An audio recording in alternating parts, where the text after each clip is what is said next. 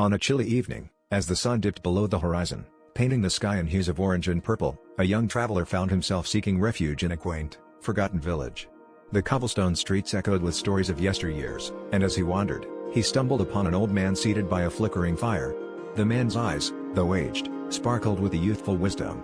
The traveler, drawn by an inexplicable curiosity, approached and asked if he might share in the warmth of the fire. The old man nodded, offering a gentle smile, and thus began a night of tales that would etch themselves into the traveler's heart. The old man introduced himself as Elias, a wanderer of the past, who had seen the world change in ways unfathomable.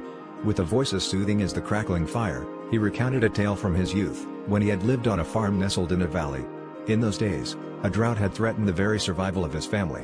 While despair loomed, Elias' father taught him the importance of adaptability by transforming their barren fields into a community gathering space, planting seeds of hope and resilience instead.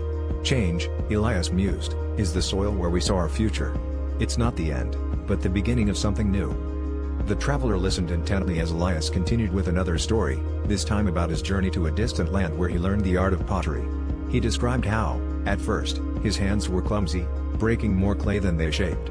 Frustration would have consumed a lesser man, but Elias embraced these failures as teachers, guiding him toward mastery. Each shattered piece taught me patience, he explained. In life's kiln, we must be willing to endure the fire, for it is through heat that we are molded into our truest form. As the night deepened and the fire's glow softened, Elias shared one final story. It was about a love lost, a poignant chapter of his life that had left a deep scar upon his heart. Yet, from this heartache, he learned the impermanence of all things, including pain. Embrace change, he advised the traveler, for it is the only constant.